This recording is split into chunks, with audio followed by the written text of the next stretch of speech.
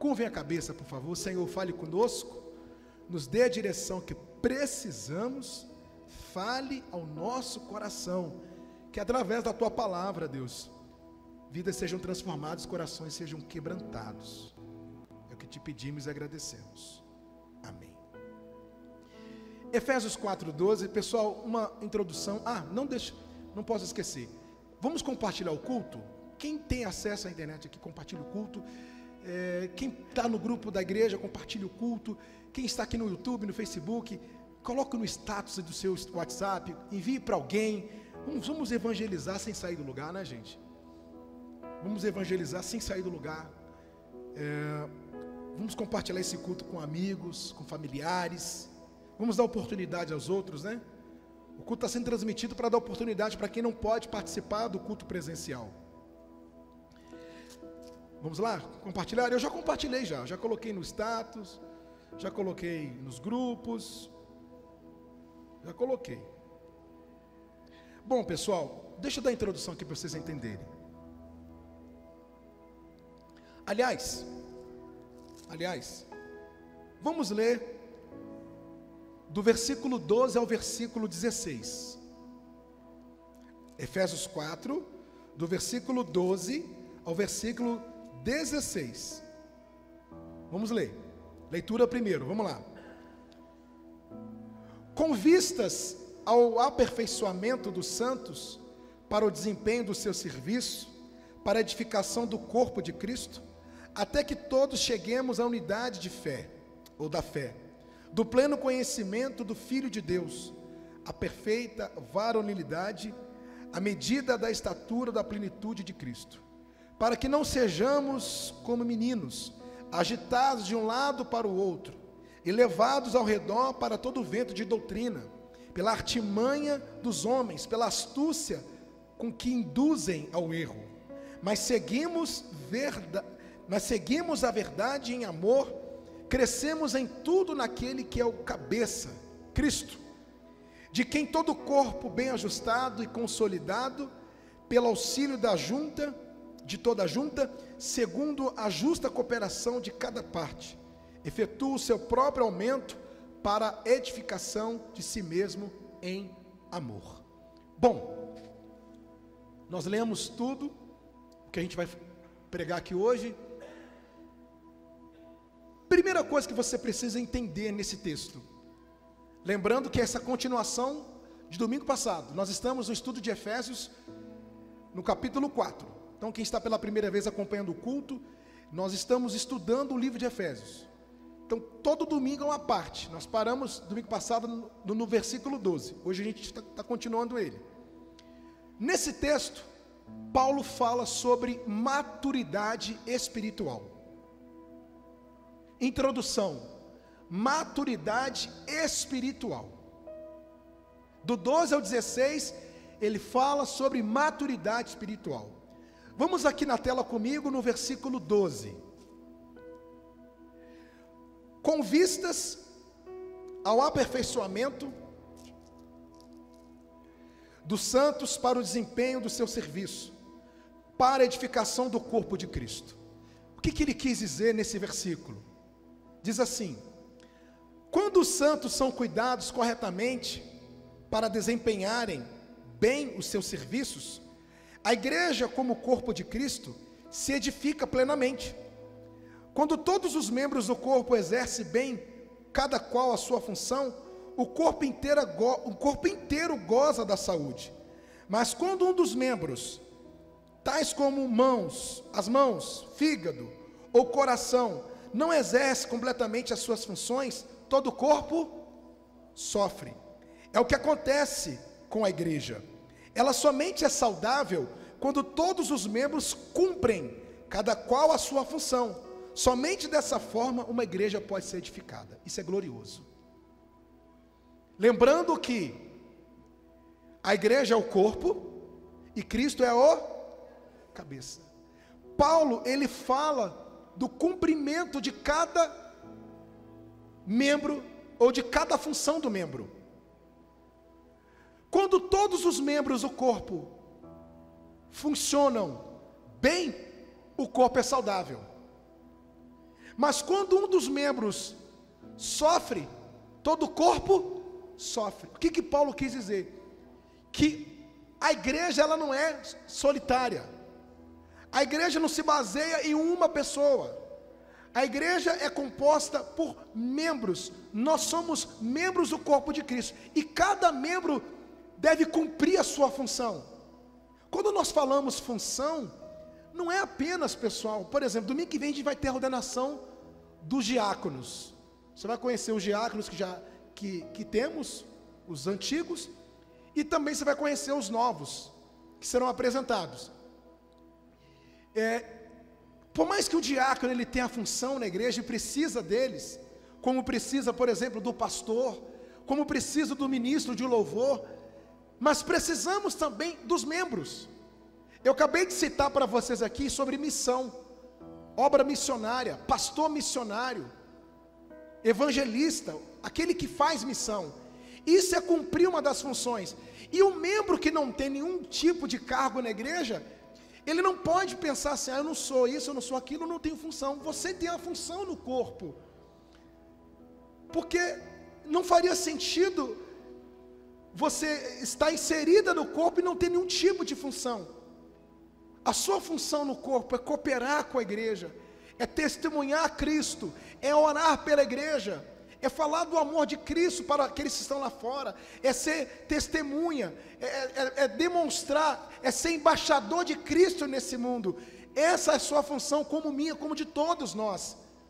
E quando todos os membros cumprem sua função, o corpo agradece. Se você machucar a unha do dedinho, parece que está todo o corpo dolorido. E dependendo da inflamação, o que acontece? Febre.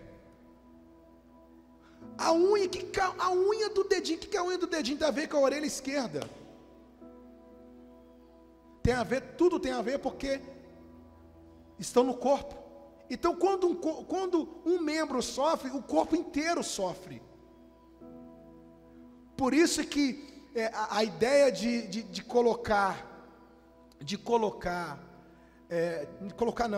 Paulo fazer essa analogia, né? Ele compara, ele trata o corpo humano como a igreja. É maravilhoso isso é maravilhoso, que a gente consegue entender. Eu estava vindo agora com a minha esposa para cá, para a igreja hoje, e falando das coisas que a gente faz na igreja, do almoço, né? As meninas que prepararam o almoço, que a gente vai ter hoje o almoço e tal. Aí eu estou falando com a Bruna, como é importante, como é necessário pessoas na igreja, como é necessário membros na igreja, porque você começa a repartir as funções e o corpo se fica mais saudável. Imagine se a mão fizesse toda a função do corpo, ia aguentar? Imagine se a mão fizesse a função do pé, gente. Não ia ter mão. Não tem como. Então, quando a gente reparte as funções, né, isso é para o andamento do corpo. Hoje a minha visão de igreja é totalmente diferente, pessoal, mas mudou do extremo ao outro. Hoje eu olho para a igreja, eu não me vejo eu sozinho aqui na frente, não. Eu vejo todo mundo comigo. Amém? A gente vai tomar uma decisão, não toma uma decisão sem comunicar a igreja, sem falar com a igreja, uma decisão que envolve a igreja. Por exemplo, é bem provável que no domingo que vem o culto seja aqui nesse salão de frente aqui. O pastor lá, pastor, quiser fazer um culto aqui, um culto aqui da igreja aqui, ele não cobrou nada da gente, só ofereceu o espaço. Não que a gente vai sair daqui, não é isso, mas ofereceu, o espaço lá é maravilhoso. Mas eu vou ver com os voluntários direitinho, o que eles acham, para a gente fazer um culto lá domingo que vem, na ordenação deles. Lugar maravilhoso. Eu não falei para ele assim, eu vou e tá, ponto final. Não, peraí, deixa eu ver o pessoal. Porque não me vejo sozinho, e tá errado. Vou falar uma coisa para você, o lugar onde só um decide, tudo é um, só ele, não é igreja, pessoal. Normalmente esses lugares, quem é assim são seitas, onde só um decide, tudo é ele, a referência a ele, não tem os outros. Igreja não, igreja é corpo, mão, pé, braço, por aí vai. Deu para entender? Continuando aqui o versículo 3 aqui. Olha o que diz assim: até que todos cheguemos à unidade de fé, do pleno conhecimento do Filho de Deus, a perfeita varonilidade, à medida da estatura da plenitude de Cristo. O que isso quer dizer? Perfeita varonilidade denota amadurecimento espiritual, o que nos faz pensar que nós ainda somos muito imaturos. Por isso nos ensina que devemos ter unidade na fé e no conhecimento de Cristo, para desenvolvermos a nossa maturidade espiritual. Em outras palavras, esse amadurecimento ainda está ocorrendo em nós.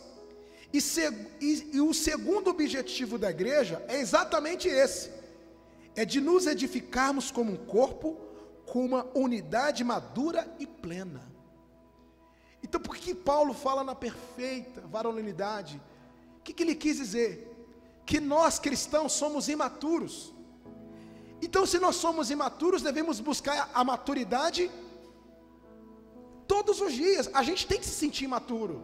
No dia que você se sentir maduro demais, eu já sou uma pessoa madura na fé, eu já sou uma pessoa experiente na fé, isso pode levar você a deixar de lado o conhecer a Deus todos os dias. Então temos que nos sentir imaturos, para que todos os dias busquemos a maturidade que vem de quem? De Deus. Claro, pessoal, é claro, gente. Tem coisas que hoje, você que está no Evangelho da Graça, nesse mesmo período que a gente, hoje tem coisas que já não mexem mais com você. Hoje você já, porque você vai amadurecendo, né? O próprio Deus vai fazendo isso com a gente. Tem pensamentos que a gente tinha antes, que hoje nós não temos mais, e isso tem que acontecer. Imagina um cristão que não desenvolve, gente, como a gente vê, por exemplo, por aí, gente que está na igreja há 30, 40 anos, com pensamentos de pessoas incrédulas, pessoas que parece que acabou de chegar na igreja, recém-chegado. Ou seja, o que prova? Que não houve um amadurecimento, não tem maturidade espiritual. Repito, temos que nos sentir imaturos todos os dias para buscarmos maturidade, mas nós não podemos agir como pessoas imaturas. Deu para entender? Então tem coisas, você vê, o corpo ele vai desenvolvendo,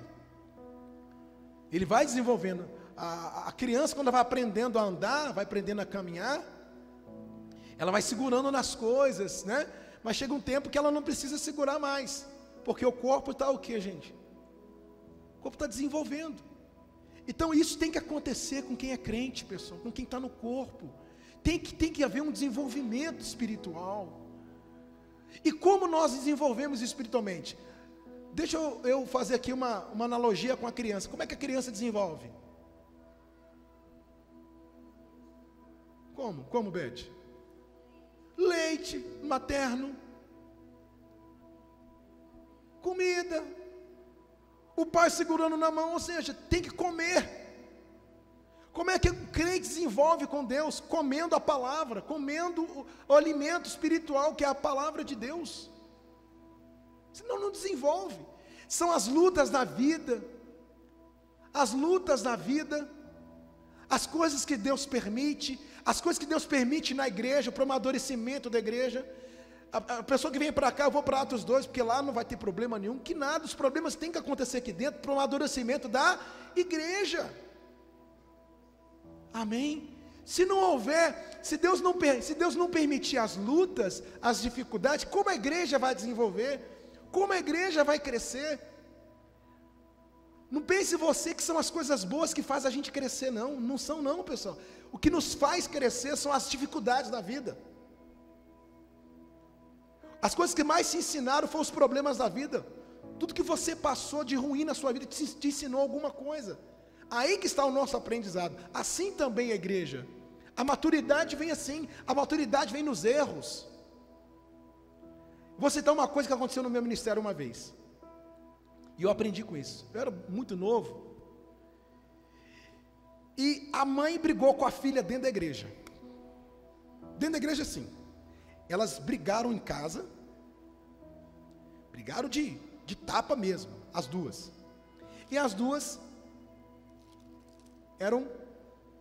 estavam na igreja.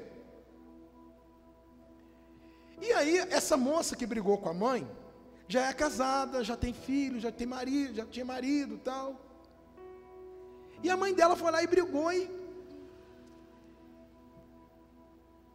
e a mãe dela disse: onde você estiver, eu vou te perseguir e vou te agredir na frente de todo mundo.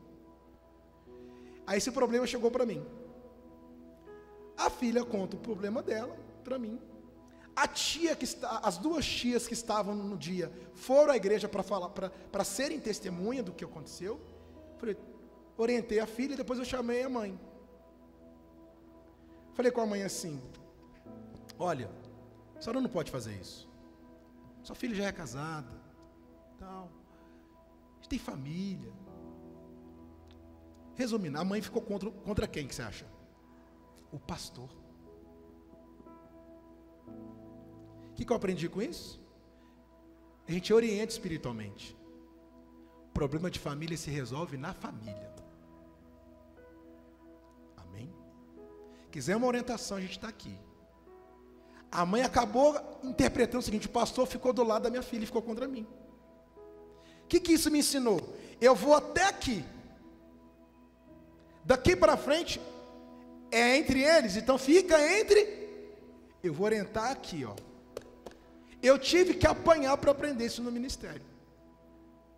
E são muitas coisas.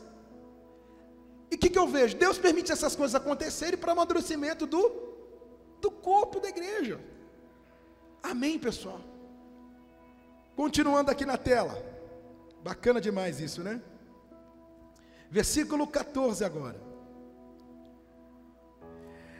Para que não sejamos como quem, gente? Meninos, agitados de um lado para o outro, levados ao redor por todo vento de doutrina, pela artimanha dos homens, pela astúcia com que induzem o erro.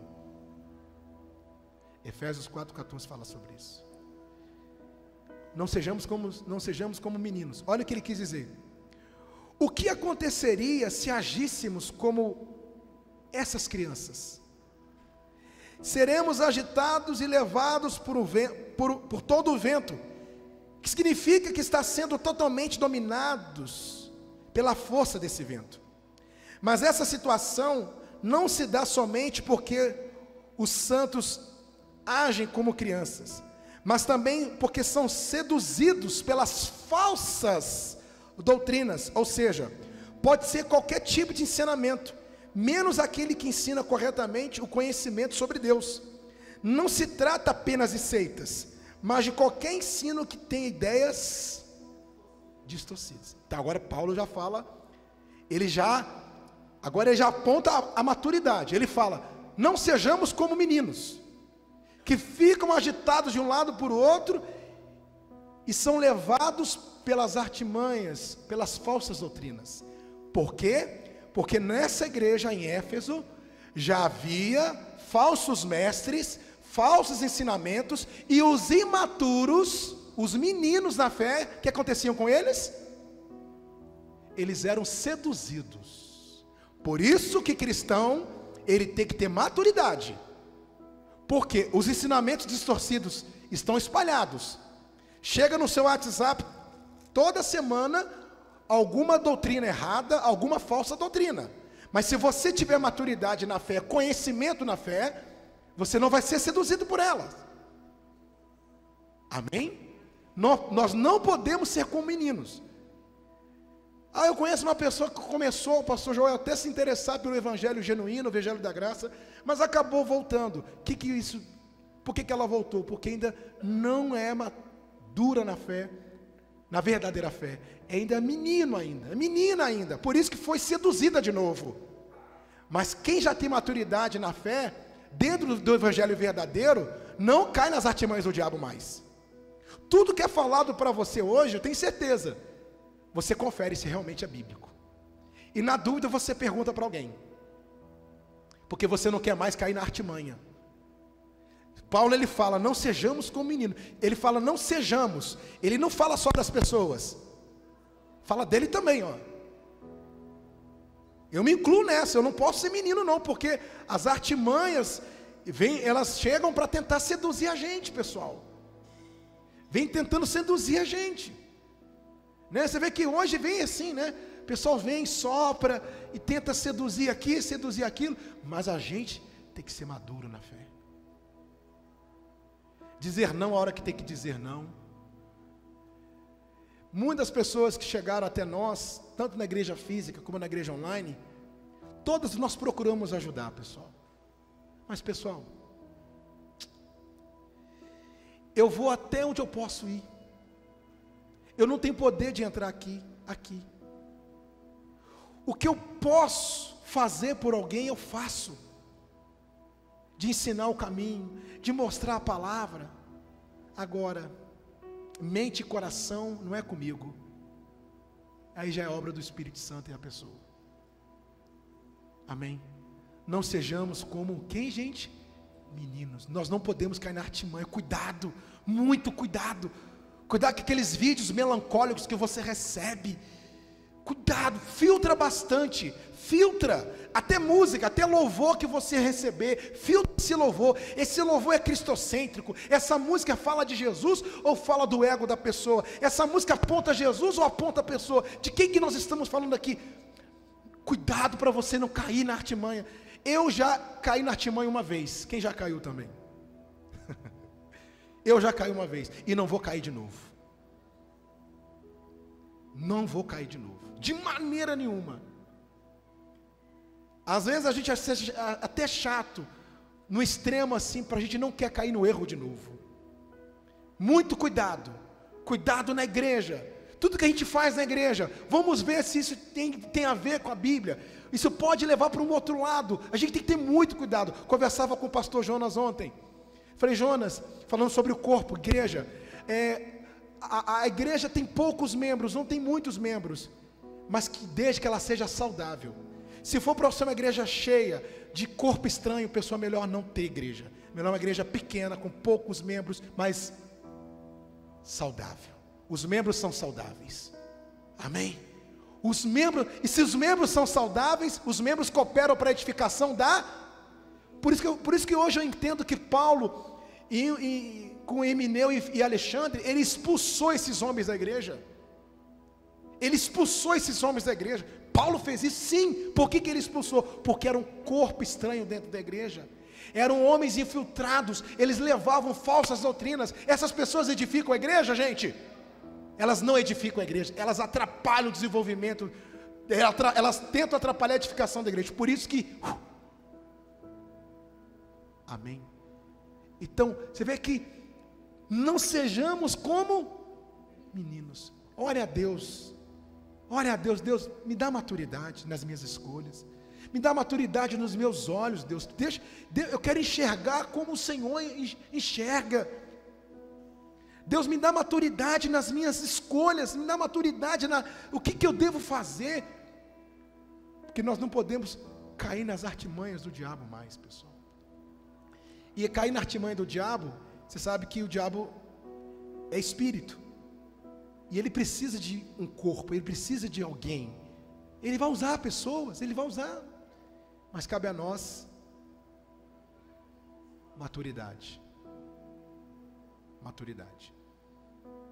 Por exemplo, se uma pessoa estranha abre a porta para você, te oferecendo uma carona, mulher, você entraria no carro? Mas uma criança entraria? Entraria. Por que você não entraria no carro? Porque você já não é mais menina mais. Você já viu muitas coisas da vida. Então, a maturidade vem, pessoal. E às vezes ela vem apanhando, mas ela vem. Por isso que a gente precisa de gente madura na igreja. Ontem eu conversava com o Antero ele e a Dilene, falando sobre maturidade. A gente precisa de pessoas mais velhas na igreja, pessoas mais experientes, Pessoas que, mesmo que sofreram em outra instituição, mas por mais que sofreram lá, mas aquele sofrimento que elas passaram, isso produz experiência aqui na igreja. Isso edifica quem está aqui, edifica quem chega. Amém? Tudo, pessoal, tudo. Você tem o que aprender comigo, eu tenho que aprender com você. São trocas de experiências, edificação. Um edifica o outro. Às vezes você consegue ver coisas que eu não consigo ver. Aí você, pastor, podia fazer isso, podia fazer aquilo. Pô, é verdade. Olha que legal, um edifica, isso é igreja. Amém? Bom, versículo... continuando a explicação, né? Versículo 15, desculpa, versículo 15, obrigado. Mas seguindo a verdade, em amor, olha só o que Paulo fala: cresçamos em tudo naquele que é o cabeça. Quem é o cabeça, gente? Cristo, Jesus, de quem todo o corpo, bem ajustado e consolidado pelo auxílio de toda a junta, segundo a justa cooperação de cada parte, efetua o seu próprio aumento para a edificação de si mesmo em amor. O que o Paulo quis dizer com isso, gente? Quando praticamos a verdade, nós nos aperfeiçoamos espiritualmente e crescemos fortalecidos. Onde está o crescimento da igreja? Na prática da verdade. Não é aquela igreja que só escuta, não é uma igreja ouvinte, mas uma igreja praticante, uma igreja que pratica. Aí que está o aumento, aí que está o crescimento da igreja. E a outra explicação diz assim: uma obediência sem amor é uma obediência meramente mecânica e absolutamente sem sentido. Nesse sentido, podemos afirmar que o amor e a verdade não podem ser dissociados.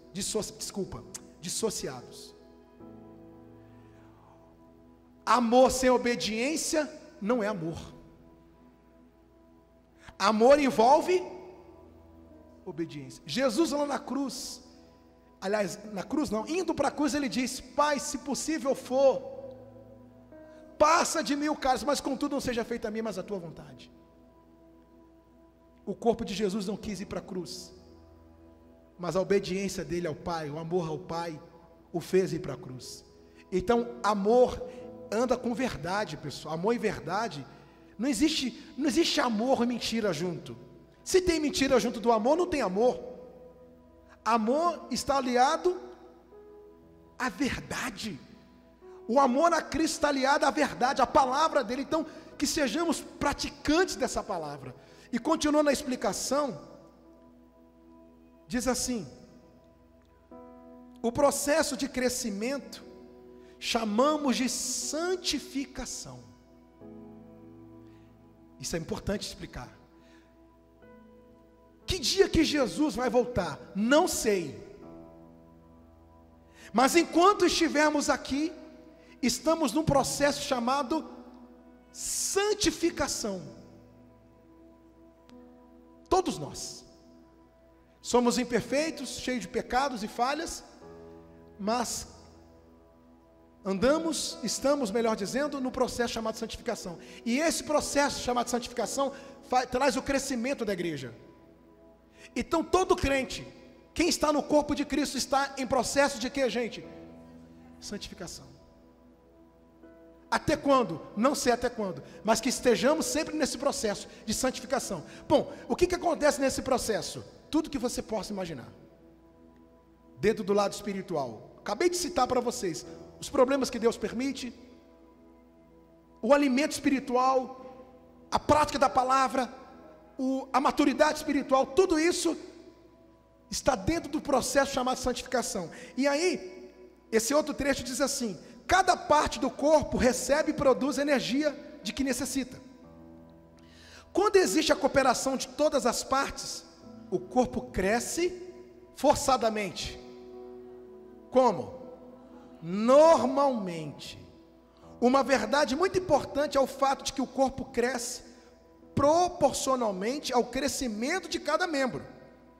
Assim devemos encarar o crescimento como um benefício para cada uma das partes do corpo, como também para o corpo na sua totalidade. em cada parte do corpo tem uma função vital para a saúde do corpo. Assim, a formação de uma unidade entre os membros, a despeito de toda a sua diversidade, é extremamente importante para o crescimento da igreja. Então, uma igreja cresce junto. A mão cresce proporcionalmente com o tamanho do pé, você sabia disso? Mas o pé é muito grande, pastor. Pode ser 48 o pé. Mas os dois, tanto a mão como o pé, cresceram juntos. O corpo cresce junto. Uma fruta amadurece inteiramente. A banana, você pega ela, deixa amadurecendo, tem parte que está meio amarela, tem parte que está verde. Não pense você que aquela parte amarela está melhor do que a parte que está verde. Não, ela amadurece por inteiro. O corpo cresce por inteiro. Então um membro no corpo, ele cresce por inteiro. Por quê? Porque se a mão cresceu, o pé não, tem problema, não desenvolveu junto. Então não é forçado. Normalmente. Você vê hoje o forçado na igreja? Você veio porque você quis vir. É isso que a gente quer, pessoal. É isso que eu desejo sempre. O povo que vai à igreja vai por amor. Os que fazem a obra por amor. Nada forçado. Nada, eu estou aqui, mas eu quero isso em troca. Não, sempre por amor. Sempre visando o corpo. Igreja saudável, maravilha. Tem muita gente? Não tem. Tem mais gente que no início? Sim. E como é que está esse crescimento? Demorado. E aí? Que continue sendo demorado. Que uma mão e o pé não crescem da noite para o dia. Porque se for acelerar o processo, aí você começa a fazer muitas coisas. Num afã, muitos lugares, muitas igrejas, visando números, num afã de crescer o número, começa a distorcer a doutrina, a sã doutrina, começa a distorcer a palavra, e começa a aceitar algumas coisas, aí começa a adequar a igreja ao padrão do mundo. As pessoas lá fora estão gostando muito do evangelho coach, aquele evangelho que, então a gente tem que começar também. Não, Bíblia, palavra. Se a pregação não confronta você, não é evangelho. O evangelho tem que confrontar o crente. Você tem que sair daqui e falar: Deus falou ao meu coração hoje. Amém. E às vezes vem e fala com força, que confronta você, edificação da igreja. Que maravilha. Não é uma igreja que está adequada ao mundo. Não. E vou dizer uma coisa para vocês. A nossa maior luta, a maior luta da igreja, a maior luta da igreja cristã no Brasil e no mundo, vai ser resistir os padrões do mundo. O que eles querem? Eles querem mudar a ordem de culto. Por exemplo, o mundo quer que o pastor chegue aqui, fale do pecado, mas não alegando que é pecado. Como? Como eu vou falar de um pecado dizendo para a igreja: gente, isso aqui está na Bíblia, mas isso aqui não é pecado? Porque se a gente tratar como pecado, isso é preconceito. De maneira nenhuma. Então vamos fechar as portas. Que fechem as portas. Mas aí o evangelho tem que ser pregado. Nós não podemos ser como meninos. Então, gente, a igreja vai ter que resistir até o último minuto. Não precisa entrar em detalhes. Vocês já conseguem assistir aí. Como eles querem. Eles querem a igreja padronizada com eles. Do jeito que eles pensam, que eles querem. É pecado, mas pastor, se a Bíblia fala que é pecado, da sua boca você não pode dizer que não é pecado. Como não? E aí que entra igreja. Nós não podemos ser uma placa de instituição. Temos que ser igreja nesse mundo. Amém. Esse mundo só não está pior, pessoal. Esse mundo só não está pior porque a igreja de Cristo está na terra ainda. Que no dia que Jesus levar a igreja dele, acabou. A gente está segurando as pontas. Pode perceber, ou não é verdade? A gente está segurando, resistindo. Hoje na internet eu não posso falar muita coisa. Eu estou aqui no ao vivo. Eu não posso, tem coisa que eu não posso falar. Até agora não tentaram calar nossa boca com respeito ao pecado. Mas vou dizer uma coisa para vocês. O cenário está caminhando para isso. E aí? E aí que nós temos que ser igreja. Então ser igreja não é vir uma igreja. Ser igreja é você ser membro do corpo de Cristo aqui nessa terra. Amém, pessoal? Conversando com todo mundo. Respeitando todas as pessoas, sendo educado com todas as pessoas, sem desrespeitar as pessoas, respeitando suas escolhas, respeitando as suas crenças, mas não esquecendo da sua crença. Amém? Não esquecendo da sua. Tem uma pessoa que um dos meus professores, ele não crê em Deus. Ele leva uma vida errada. Ele fez uma escolha para a vida dele. Uma pessoa que eu gosto muito. É um excelente professor, amigável ele. Eu respeito a escolha dele, respeito a crença dele. O que ele tem que fazer? Respeitar a minha. Mas ele só vai respeitar a minha se eu impor a minha crença. Se eu falar, eu creio assim, eu penso assim. Mas isso não vai impedir da gente conversar, da gente, de eu ser o seu aluno e você ser o meu professor. Deu para entender? Ser igreja. Amém? Então que possamos crescer juntos, pessoal. Cada um na sua função. E quem está dando os comandos dessa função? Quem comanda tudo? Pastor Joel, não é isso, gente? Nada.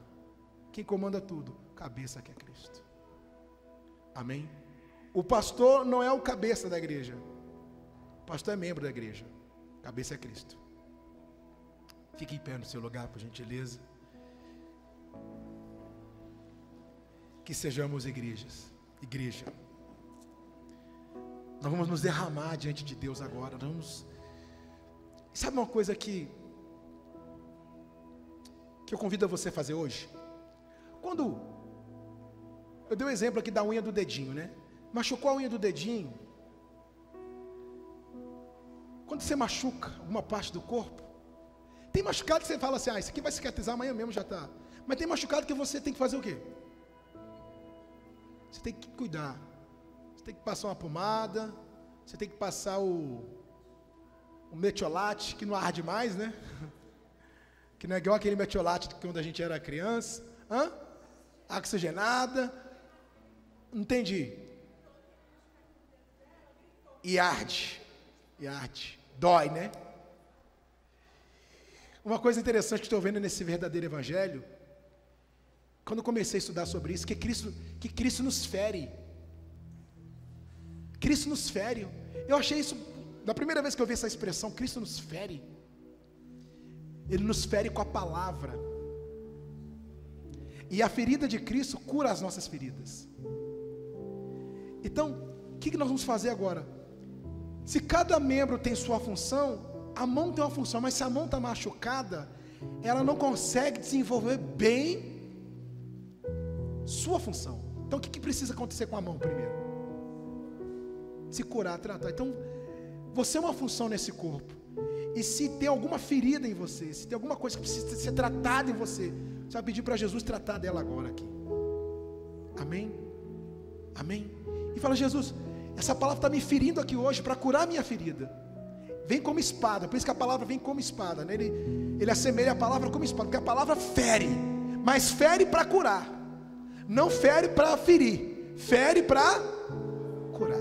É isso que Jesus faz com a gente. Quem está em casa, eu convido você a fazer a mesma coisa. Feche os seus olhos. Senhor, obrigado, Jesus. Hoje o Senhor mais uma vez trata aqui a gente. O Senhor nos mostra, ó Deus, que devemos ser igreja, Pai. Sabemos que somos imaturos, mas nós não queremos ser como os meninos. Nós não queremos ser como meninos que são agitados que são levados pelo vento, pelas artimanhas, pelas falsas doutrinas, ó Deus. Não, Pai. Queremos ser como crentes de verdade. Queremos, ó Deus, estar realmente aos teus pés, Senhor. O Senhor sabe das nossas lutas, o Senhor sabe das nossas dificuldades, o Senhor sabe das nossas experiências, o Senhor sabe dos nossos ferimentos. Trata dos nossos ferimentos, ó Pai. Ó Deus, cuida da gente. Uma mão saudável no corpo é uma mão que coopera com o corpo, para o corpo. Mas se a mão estiver doente, ela precisa ser tratada, Deus.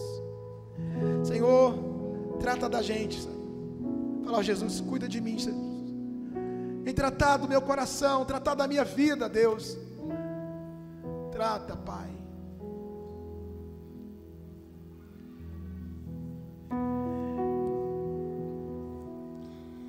Ao Rei dos Reis consagro tudo que sou, de gratos louvores transborda o meu coração.